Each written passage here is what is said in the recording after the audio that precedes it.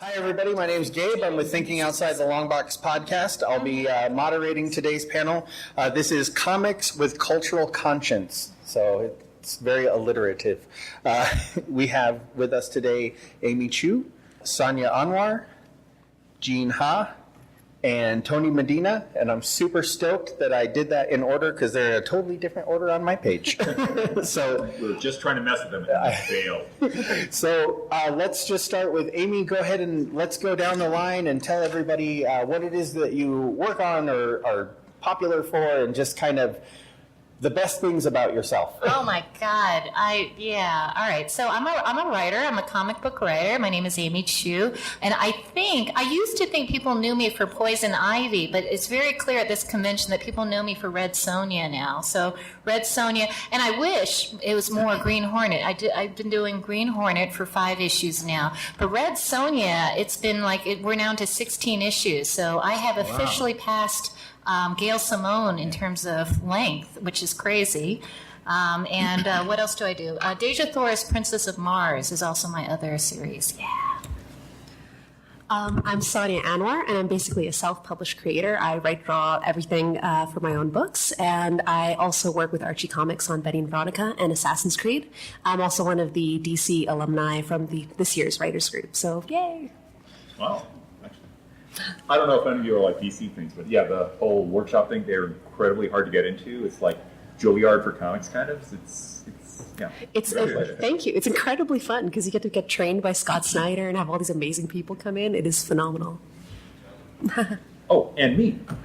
Hi, my name is Jean Ha. I'm mainly known for doing superhero comic books for DC and Marvel. Done a lot of covers of Iron Man, Captain America type stuff. I did Top 10 with Alan Moore. I'm currently doing May, M-A-E, with Lion Forge, which is the story of 2 girls who aren't superheroes. Anyway. My name is Tony Medina. I'm a creative writer. I'm a creative writing professor at Howard University in Washington, D.C. I'm originally from the Bronx in Harlem. This is my first graphic novel. I am Alfonso Jones. I'm also a poet and children's and young adult author. So today's panel is about comic books with a cultural conscience, and so what I would love to know from you guys is, what do you think is the most important thing that you can bring to comic books to kind of develop that cultural conscience for other people? Well, who wants to start? Big question. That's a juicy one. Man, I start right off the bat with the big ones.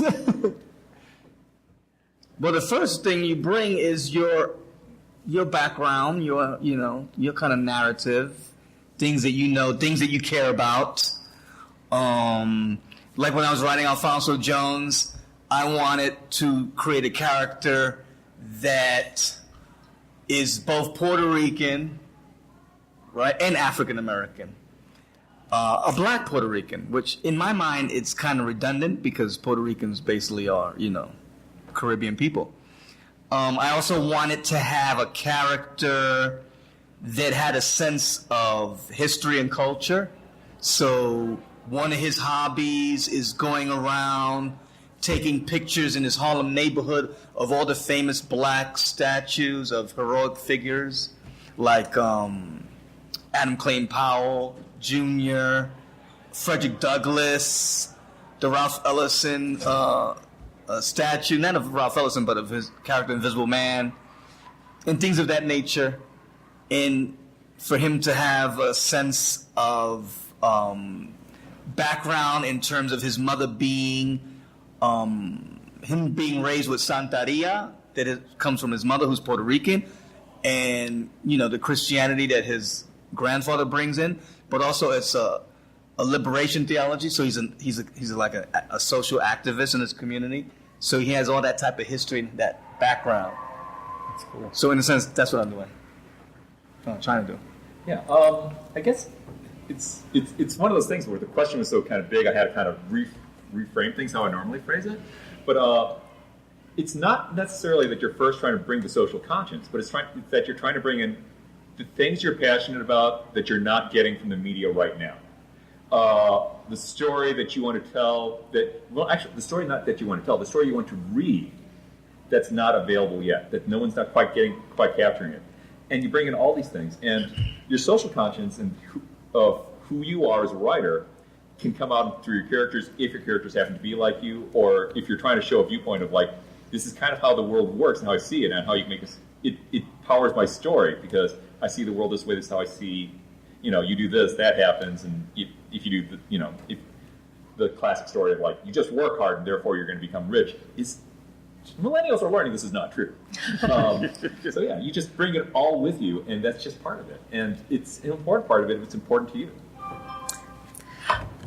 I think for myself, one of the most important things to get across is not just culture, but going past the culture and getting people to connect with other people. I'd like to think that you want to tell a narrative with, no matter the decoration on the narrative, no matter what culture you set it in, there's something that gets past it, makes you say, hey, I've never met a person from this part of the world. I've never met somebody from this time. And yet, yes, I absolutely know what it's like to have somebody forget to meet you at a certain corner when they said they would.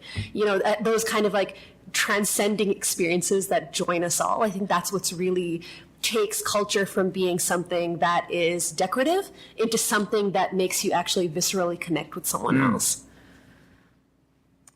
Yes, it's a big question, and I feel like I talked about part of this in my earlier panel at 3, so I'm sort of now stream of consciousness kind of continuing this with you guys, but that, and I'm very well aware that, there's not nearly as many women writing in comics as there should be, and certainly I believe I'm the only working Asian American female in mainstream comics. Is that correct? I can't think of anybody else. I think so. I wish there would be more, because I tried and I looked. And so there's a couple ways to approach this whole cultural conscious thing, is that I could just ignore all that, right? And just write from the heart and write whatever I feel like.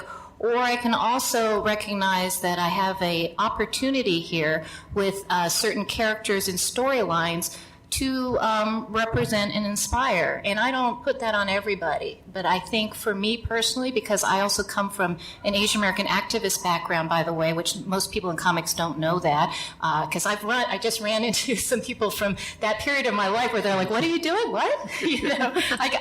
Yeah. So, but that is very relevant right now to Green Hornet, right? Green Hornet is one of the oldest, possibly, I don't want to say it's the most racist, but, there are definitely problematic issues with that whole storyline, even with the TV series with Bruce Lee being the sidekick, but the reality is everyone's watching because of Bruce Lee, right? So, I feel like, let's call it my agenda. My agenda is to fix all that with the current Green Hornet series. So the current Green Hornet is Kato's daughter, and she's going to Hong Kong in this issue. I don't think it's out yet, and which I'm setting in Hong Kong because it gives me an opportunity to fix all that, which I won't tell you now. But as an Asian American, there are all sorts of issues like, are they Filipino, Korean, Japanese?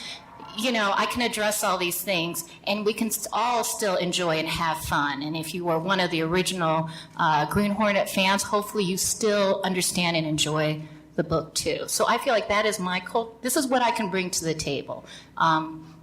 And it's important to me. The other storyline, which I didn't talk about, but I should talk about, is Summit, which is a story about a female astronaut with the powers of plasma fusion.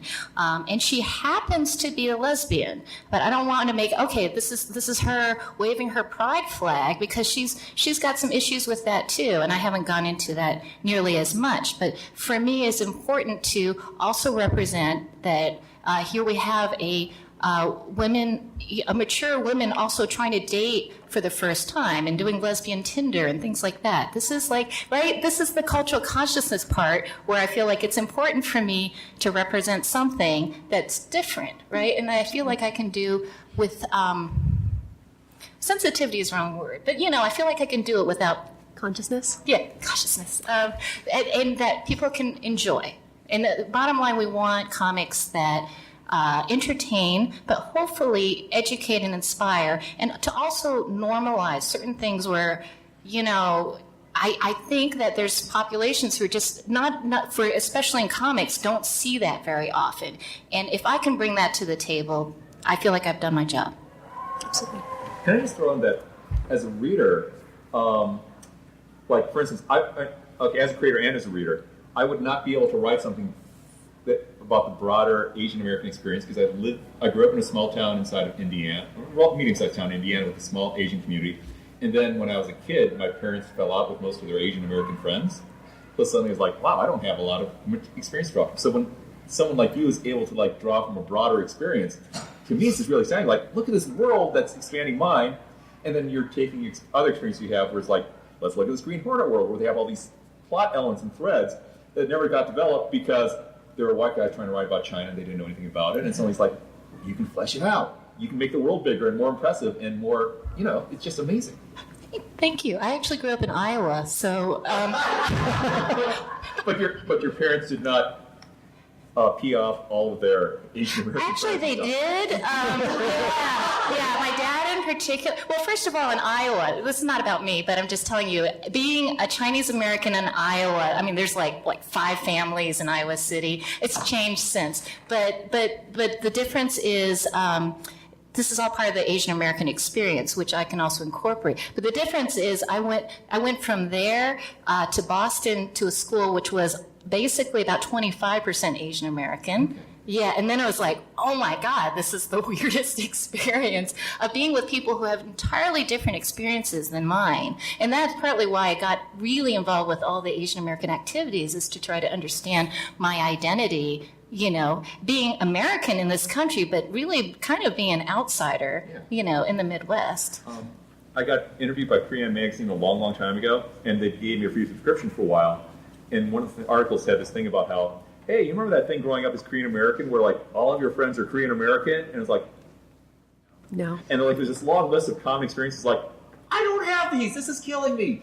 If I can pick up on that as well, I find this kind of interesting because for me, especially in the current climate of Islamophobia and a lot of politics around it, I've often been approached by creators, writers, what have you, to put a personal Muslim touch on different stories. And it's funny because I think it's so great, Amy, what you're doing and trying to like update the narratives that are out there. And for me, I always really shy away from that stuff because I'm like, look, I don't want to be the I don't want to be the cultural resource on this particular book. What I'd like to think, and this is not a matter of what's good or bad. This is just my personal take. For me, I'd like to think that what I'm bringing to the environment is the fact that I am here doing this work. So I always tell people, I'm like, I definitely love the idea of your, Syrian story or your Middle Eastern story or what have you, but maybe, I don't know, something futuristic with robots, or some sort of high fantasy. That's really my thing. And I always struggle with, is this the right thing to be doing? Should I be working harder to update the narratives of Muslims that are out there so we don't have characters like Dust from X-Men and whatnot who are always very problematic? So my next question is about fanboy culture. So comics have been around forever, and largely they have, been the part and parcel of, overweight white dudes that, dig through long boxes and want to bicker about which one's better, Batman or Superman. And as a consequence, as we're moving forward and including more voices and including more types of people in comic books, that fanboy culture a lot of the time rears its ugly head in a very negative fashion. How do you guys personally handle those situations when they arise? Well, you just reminded me of who's the young sister that played in The Star? The Star Wars movie. Film. And she was these trolls just like. Oh, that poor girl. Got her off of Kelly Marie Instagram. Tran. Yeah. What's her name? Kelly Marie Tran. Yeah. To me, she was the most dynamic character. She's the coolest person in the film. Yeah. And these people, Not because she's like you said, the Asian. fanboy white guys or whatever, they bullied her and attacked her on Instagram, and then she just closed up her account just a couple of days ago. Yeah. That's what you made me just think about. Yeah. Yeah. Personally for me, when they did the hashtag Give Me Legends, I just started posting the hashtag Give Me Legends with legends of female characters in mythology, because that's a ridiculous notion that only white males can be When her gross. character came on, and it was her and who's the other guy? Jet Li. The black guy that towards the end, and it looked like they were going to have like this love thing going on. I immediately thought, oh, that's going to be like the next film is these two. They just made it really interesting, that particular film, those characters. Absolutely. I got into the industry 26 years ago, and at the time, the whole demographic of comics was pretty much like 90% either 30-year-old guys, for now 50-year-old guys, or teenagers who were obsessed with the X-Men and the recent Image superhero comics before Image moved beyond just superheroes alone. And conventions were not like this, where you could just take anyone and just say, come on over, and it's going to be fun. You would see you'd see the grognards who would drag their kids or their wife or girlfriend with them, and the people being trailing the nerd would just be miserable at a convention because there's nothing to do. And it's so expanded out.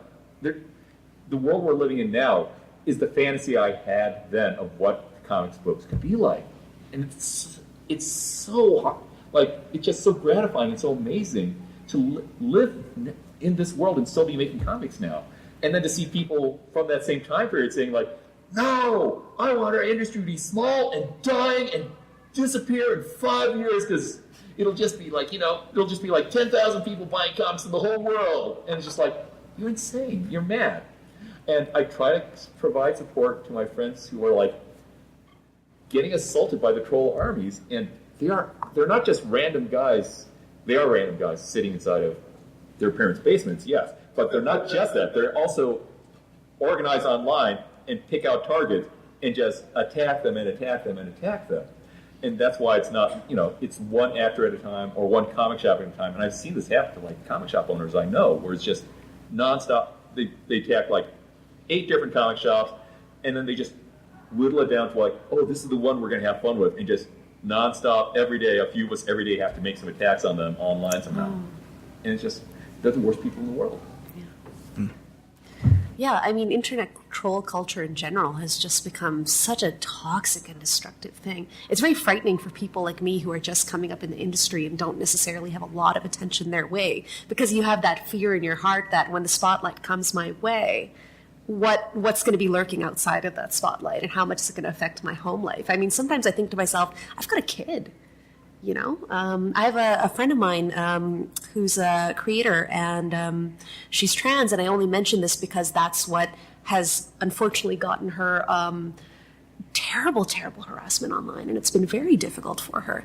And I weep for her, and I don't always really know what to do, but at the very least, I'd like to think that a lot of these really toxic people you're seeing out there, I would like to think that these are sort of, if this is not too macabre, the screams of the dying. I like to think that the largest aspect of this community is supportive, caring. They love the material that's coming out. They think that these words, identity politics, are not, part of our community, and that we're doing the coolest stuff we've ever done in comics. And I like to think that is the majority. So. Yeah, it's a very tricky question, because I also have children, and I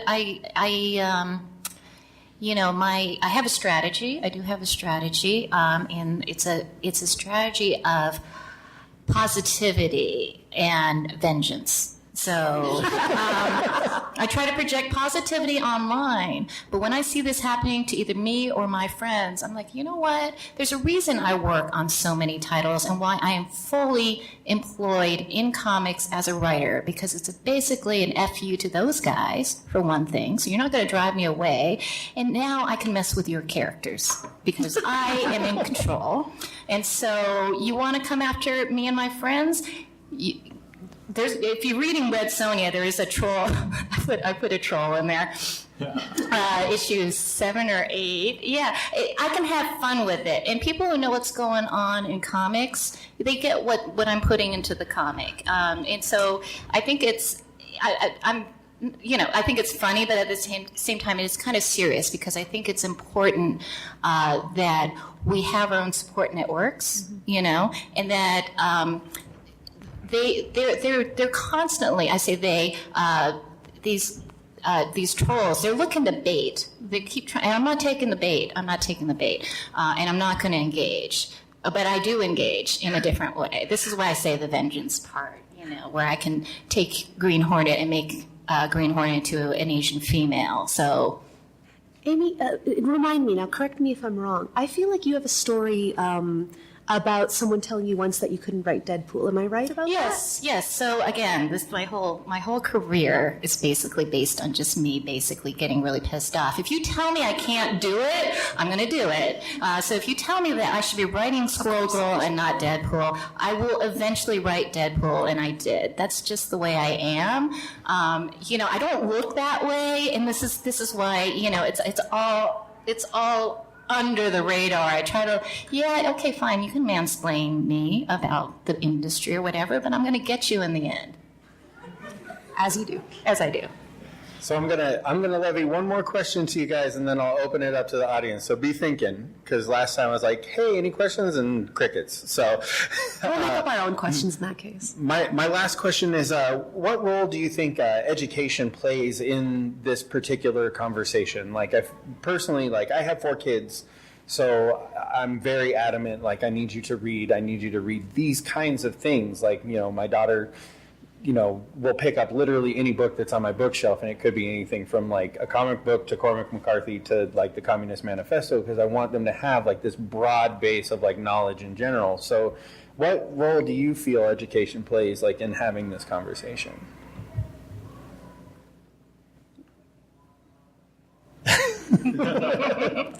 You're a leader. Well, the thing is that when they see you reading, then you model the behavior. They want to read. Education, I think education should have more of comic books and graphic novels in the curriculum, and not just the same old type of stuff. You know what I mean? Yeah. I don't think that there should be too many demarcations with regard to what makes literature or something literary, and what makes something that needs to be read, studied, and analyzed and talked about. You can easily bring in, a lot of these comics and a lot of these stories that are relevant today, and then you have the films to pair them. So, what role does education play? Education plays a primary role, but I think it should start at home and in modeling the behavior and influencing kids. But education is like parents, librarians, teachers, and sometimes friends. There's definitely a curating role. As a parent, the problem is I'm unable to curate now because there's comics all over the house. And my kids, they were reading Killing Jokes. I'm like, oh my, stuff migrates. But fortunately, they went back to, more wholesome stuff. But it's important to actually sit down and talk to them about what they're reading and also what's available to them and what's okay for them. As I think that a lot of people seem to have the misconception that I have girls. I actually have 2 boys. And I want to make sure that they can read whatever they like without stigma. And that includes female comics, and I think there's still some issues of what's a boy comic and what's a girl comic. And my 10-year-old loves Princeless, the story of a princess who rescues herself, and he found that really engaging. There should be not even a question that he should be able to read that comic, but I think there's this, if it's a pink cover that's already signaling that's not for you, and you see some parents who are like, whoa, wait, and I think we need to start working, especially as creators, to get beyond that and say, okay, why do we have to keep coding things that way, that this kind of comic belongs to this tribe of whatever, boy, girl, I think it's important for us, also as a parent and a creator, to also keep control of my comics because they're all over the living room, but also teach them to have the tools to read and understand is because they're going to have access to the older comics and to also understand the context of the old Green Hornet comics versus what I'm writing now. And hopefully, usually kids are a lot smarter than we give them credit for. They understand. And they frequently come up with things where I didn't even realize they're already talking about certain issues. Like my 14-year-old joined his first club. And, I didn't ask him to, but I thought, it's good for him to have extracurriculars. And he came out, I'm like, what club did you join? He said the GSA. And I'm thinking the General Student, whatever. He's like, no, it's the Gay Student Alliance. I'm like, oh, so I want to be like, are you gay? No, he said, he just thought it was very important to make sure their 8th grade was very welcoming to gay students. I'm like, well, are there gay students in the club? He's like, no, not yet, but we want to make sure that they will know that they're welcome. So again, this is all these things where I'm like, okay, I got to figure out how to, I'm very happy he's doing that. But this comes at the parenting level and also the school level of, how we do things and how the signals that we send. And also I suspect that there's a girl he really likes in that club. But I'm going to give him credit. That's the bottom line, that I should keep encouraging that because we have a lot of gay relatives that I want to make sure that he should not be like, oh, so how come, Auntie Jess is married to Auntie Allison? It should be just regular. And I think that we're still working these things out. Absolutely. Now, I don't have kids, so I'm going to look at this a little more broadly as opposed to like personal experience. And I just want to get a little tale about a writer I was talking with, where he was telling this thing about how he wrote G.I. Joe for a while, and after like 10, 15 years after he wrote it, he began meeting some fans who were saying, "Oh man, I was inside the military." And I was inspired to join because of your comic book. And after this happened like 10, 15, 20 times, he realized, oh my God, I'm really influencing people's lives with whatever I write. And he thought it was just throwaway culture when he wrote these things. And he was just like, oh my God, no, I've changed the worldview of how these people want to deal with the world, how they think they can deal with the world. And I think that's a really important role of comics, or just like any arts. It doesn't necessarily, force a point of view on somebody. What it does is it shows the possibility of the way the world can be, especially we're writing a lot of fantasy and stuff like that. And it shows that things could be different, things could work this way.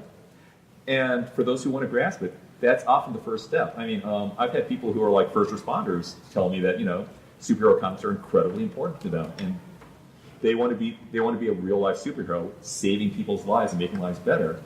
And then to them, my work in doing stuff like Batman and Superman is really important. And to me, it's kind of like, oh yeah, it's not quite the same scale of what you're doing, of like, pulling somebody from the wreckage and saving their lives. But on the other hand, yeah, I need to take seriously the fact that I can inspire people. And just put out a vision of not just saving people from like supervillains and, collapsed bridges, but also just other ways to make the world better. And some people will just get angry about this. And I just want to throw this in. There's nerd culture is changing a lot, where it's becoming a lot more widespread. But when I grew up, it was the rejected culture. It was the people who couldn't fit in. Frankly, most of us were people who had horrible social skills, a lot on the Asperger's spectrum. Back before that was really a phrase, and we got rejected.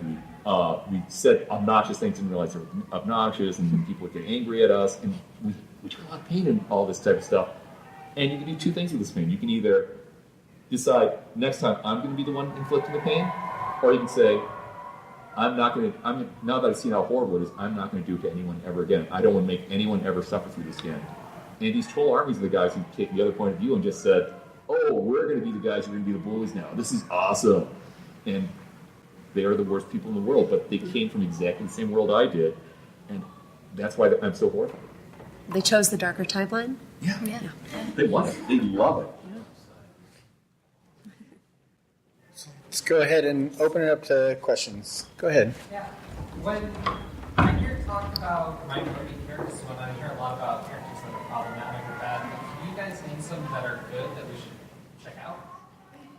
I'd like to Yeah, for me, and a little bit of backstory with this. So Miss Marvel, the recent Muslim Miss Marvel, when the comic first came out, I was really nervous about it because I'm like, again, coming from that background, I'm Muslim, I'm Pakistani, just like Miss Marvel. I'm not from Jersey, but I was very nervous about it. I was very nervous about that depiction, and I was ready to roll my eyes, and I picked it up. And partway through the first issue, something happens to her that happened exactly to me, word for word, when I was a kid. And I just was blown away. I hadn't been touched by a comic in that way in a long time. And I'm not really the kind of person who necessarily is looking for Muslim narratives, but I just had to check it out. The cover was so cool. And so for me, I would say Miss Marvel's a great one because she gives such voice not only to growing up as a person of color, but also growing up as a person of color within a religion that can be interpreted in many different ways and is seen in a negative light by a lot of people. So absolutely, that would be my recommendation.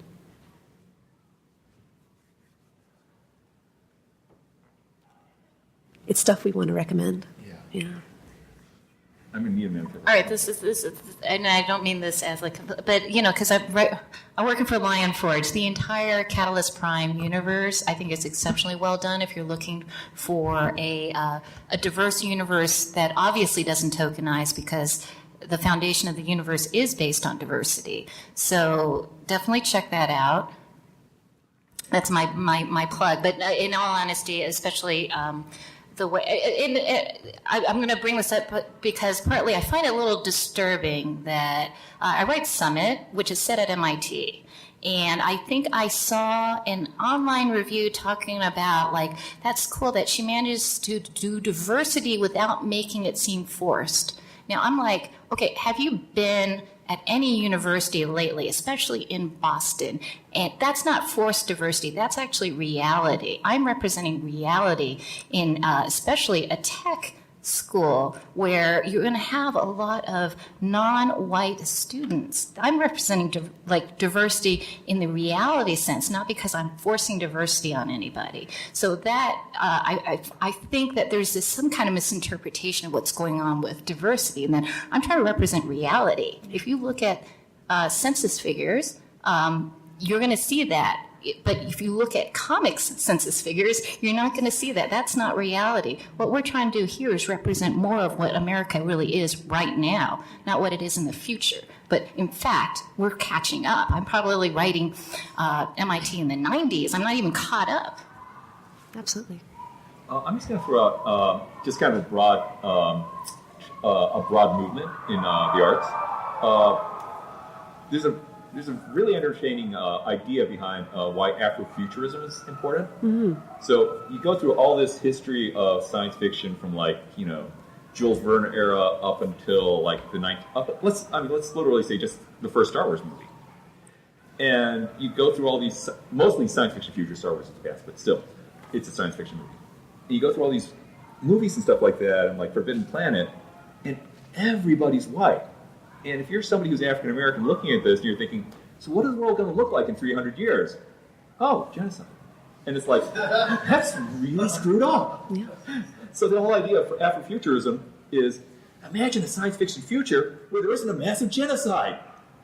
And it's that's kind of scary, but that's also, it's kind of fun, and it's not just kind of fun. I mean, Black Panther is this giant blockbuster. I mean, just you look at these things, and it's just it looks at your assumptions of just I grew up with all this science fiction, and it's just other than Sulu and Uhura, it was kind of there weren't a lot of variations out there, and just again making it look like the world we know is really important. I'm going to throw out one specific comic book that's really blown me away lately.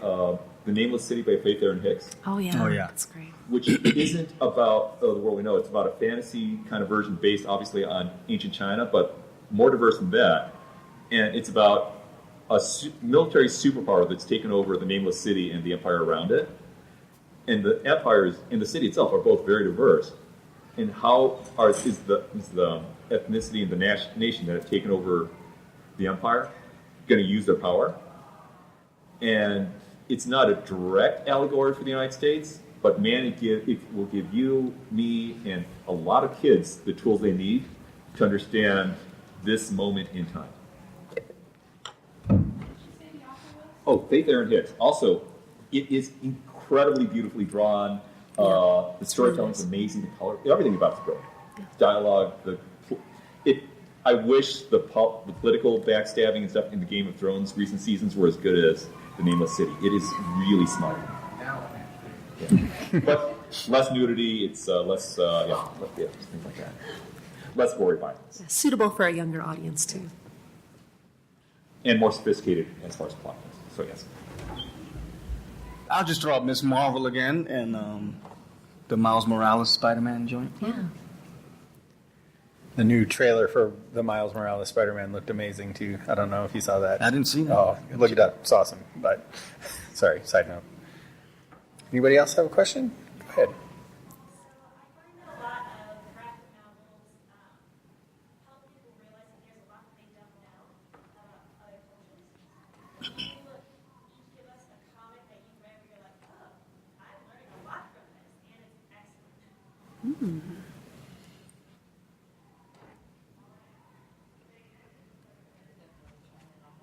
Well, here goes one right here. A lot of people assume that having cultural diversity just means a character with a different skin tone. I really like seeing comics where you get to know more about that person rather than saying that they just look different. I think picking up on that, this is going to be a strange one to bring up, but when I read Sandman for the first time, and I was passing through some of the middle issues, I think it was, I want to say Dollhouse or one of those middle sections. There was this whole group of women of all different sort of walks of life living together. I think it was the first time, I read this when I was really young, it was the first time I'd ever seen a lesbian couple before, and I was like, oh my gosh. And so for me, even though that's not necessarily in the cultural answer, I think that really opened my eyes to like, there's a whole different world of people living in different ways. This is really cool. I felt very sneaky reading the book. So I'm not sure if that's a strange answer, but that's what first comes to my mind. I'm going to bring up one that inspired my current book. In fact, I've often described my book May as fan fiction of this. Why I Hate Saturn, which is a book about the two main characters are white. They're two sisters, but at the time there were not a lot of women in comics, and especially women main characters, and especially women main characters who don't have superpowers. And then the fact that Kyle Baker, the guy who wrote and drew it, is not white, he's black, he's also not a woman. Just kind of like, oh my god, this is amazing. And also, just the social dynamics of sisters, I only have brothers, kind of blew me away. I was just like, the way they fight with each other is a little kind of subtly different. And there's no thing of just like, okay, we've been angry enough for long enough, we're going to have a fist fight, and then everything will just be fine for a while. You can't do that as sisters normally. That's not how it normally works. And then just, oh god, anyway, there's so many things I've learned that led me onto a path where I just had to find out what the heck is going on in this book, and why aren't they doing, and just finding out these things. I actually began reading academic books on how women and sisters actually talk to each other, and it's kind of like, I had no idea about there was a whole way of like talking to each other like this, and like getting into fights about this type of stuff. This is not how I grew up. I think the movie Lady Bird also did a really good job looking at the relationships between daughters and mothers. Oh, that's what I've heard. My husband watched it and told me. I have no answer because, sorry, it's the same thing. I don't have time to read or watch anything, and everything that I managed to glean makes me realize that I am so out of date that I got to spend a lot of time figuring out, okay, how do people text really? Is it with their thumbs? Because I'm not doing it properly, clearly. So there's all these things that I just feel really kind of, I'm out of touch for a lot of things. So, that's not a good answer. Yeah, it's funny. The deeper you get into the industry and the more work you pick up, the less time you have to see what the rest of the industry is putting out. It's a very weird experience. A few weekends ago, I had one of the most painful interviews of my career, where the guy kept on asking me, "Oh, so have you read this book?" And you did this like 4 times in a row, and it's kind of like every time it's like, Nope, I haven't read that one either. It was so painful. And it was on video, so you just kind of like watch him go like. I think that's why my reference was so old, because, yeah, you start to get out of date. Well, this book right here, I just blurbed this, and I read it last week on the PDF. And my editor, who's also the editor of this book, wanted me to contribute a blurb.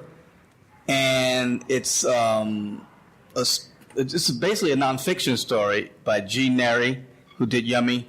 And this is about his cousin, who happens to be partly Native American, and she fell madly in love with horses as a child, and she gets into the whole thing about raising horses and training them for racing and stuff like that. But what blew me away is what I didn't know about is, the extent of my knowledge of horse racing was, damn, these horses must get pissed off with these people on their backs and shit all the time like that.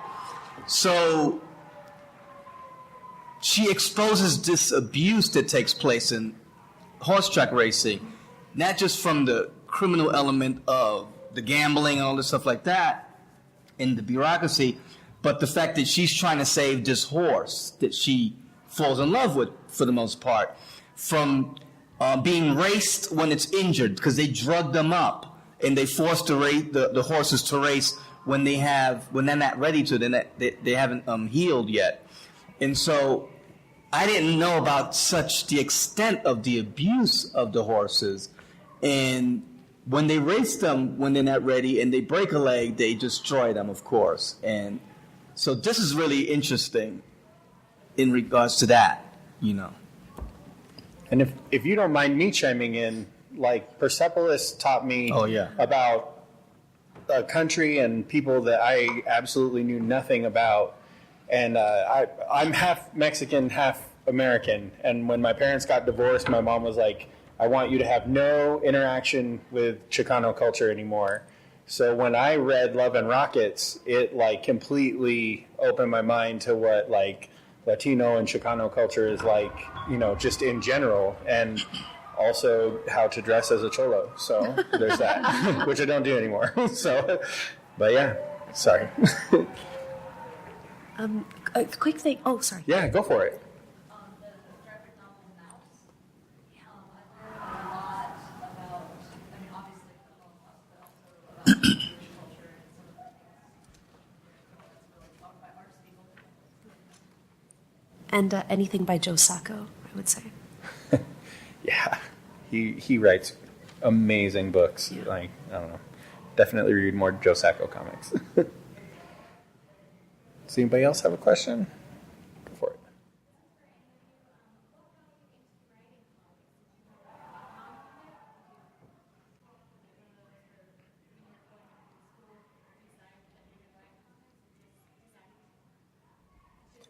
Well, I think I answered that. It's vengeance. That's what fuels me. That's what got me in. I was in business before. I had no writing aspirations. I'm not a creative writer. I'm still not. I still don't think I'm a creative writer. But I'm fueled by hate. So it works. Yeah. If you stand nearby her, you'll hear her whispering a list of names, and it's down to only 5 now. But it used to be like 30 long. And yeah, you don't know what happened to those other 25. My favorite book growing up was Count of Monte Cristo. I have a very long timeline. For myself, I discovered, as I got older, that I was terrible at everything else. I tried my degree is in politics and economics. I worked in government. I worked for the mayor of my city. And there was at one point I remember where I was, the job security was great. So everybody was quite a bit older than me. And so I remember we were all standing around the water cooler and one person's like, I'll be celebrating my 24th year with the city. This is my 30th year with the city. This is my 26th year with the city. And I'm like, I'm 23 years old at the time. And it was that exact moment that my whole life pivoted. I was like, I don't think I can do this. I mean, these people are wonderful, but I can't do this for the next 20 plus years. So help me God, I'm going to try comics. And that was about 8 or 9 years ago for me. And thankfully, it's been pretty good so far. When I was a kid, I was always, for some reason, the superhero comics, I was intimidated by them because I didn't know where to enter I didn't know where it began, and how you just like looking at a TV show in the middle of the season and not knowing where the hell you are. Yeah. So for some reason, I remember I was in the 9th grade or something like that, and I just started reading Archie comics. I don't know why, but I just started reading that. I was giving comics a try. Then when I became an adult, I found them to be so confounding and mysterious. Like, how do you get the words in the bubbles and stuff? How do you do that? I didn't know how to do it. And it wasn't until I got the opportunity to write one. And, of course, I love art, visual art, and I love writing text. So this marriage between the art and text was, like, incredible. And I was like, damn, I want to do a graphic novel or something like that. So when the opportunity showed itself, I had to literally teach myself how to write in the form. And that's when, you get to see behind the curtain, like the Wizard of Oz is like, oh, this is how the magic trick is done. And it's done through scripts and stuff like that. Otherwise, I didn't know how you got the words in the boxes and the bubbles. I got into writing because so I got into comics as an industry in 1992. The year was about, I think, 2001 or 2002. And Marvel's putting out an anthology of half-issue short stories. And the editor, Stuart Moore, asked me, is there a writer you'd like to work with? And you'll see soon why I'm not going to name this writer. But I said, this guy, I wanted to work with him for ages. He's really great. And we got a hold of him. He said, yes, I will write that story for you. And then as the deadline for the script approached, he stopped answering his phone and his email. And Stuart Moore called me up and said, there's only one guy left on the creative team. You're going to write the story. And I think Stuart Moore is smart enough so he knew what he was getting himself into, because I'd never written a story before. I was an overconfident comic book artist who'd never done a script. I'd read a lot of them, and I could judge a good script from a bad script, unless I wrote it myself, it turned out. And he put me through 5 drafts to make an okay story, which showed up inside of Marvel Double Shots number 4, I think. But, it was so painful, just like Stuart having to point out, like, have you thought through the villain's motivation? That doesn't really make sense yet. And then, Iron Fist is a highly moral character. He's kind of a monk-like character, and he thinks about this stuff a lot. He would not be saying BS morality stuff like you just put in his mouth. He didn't phrase it that way, but that's pretty much what he was saying. It's kind of like, oh my God, all this stuff he's saying is right. And he made me think through the plot through every character's viewpoint. He made me analyze it the way readers would from various moral aspects. And the thing is, when you're a critic, you tend to just do it from one direction. Like, this script, this story has horrible action scenes, and therefore I'm unhappy with it. The action plot doesn't make any sense, and therefore this is thankful. As a writer, you have to make it satisfying to a huge variety of people who will be coming at it lots of different ways, and the same reader will come at it different ways if they read it twice. And that's what Stuart Moore taught me, of just like, here's some of the ways people are going to come at this and interpret it and why it's falling short. And that's how I learned how bad I am in writing comics and began trying to get better. So I have 2 minutes left. So what I would love for you guys to do is just let people know, like, where your booth is at the con, so that if any of you want to continue this conversation with them, you can go up to them and ask them some cool questions. Go ahead. The Lee and Low booth is at 167. Right after this joint at 6 o'clock, I'll be at the autograph booth number 5 with Stacy Robinson, who did the art. And that's on the upper level, the 500 row? Something like that. Signing for like 50 minutes. I'm at B22 in Artist Alley. Let me see. And I am very close to Amy Chu's booth, but she'll tell you in a second. I'm in Artist Alley as well. I'm at G1, and come by anytime to just chat, say hi, and all that good stuff. Yeah, right next to Gene, A22, which, as I understand, is the Blue Bear side. That's how people figure out where they are in the convention center, the Blue Bear side. But yeah, right next to Gene, so you can take care of, like, our whole row is pretty cool, too. So. Well, thank you so much, guys, for your time, and let's give them a round of applause.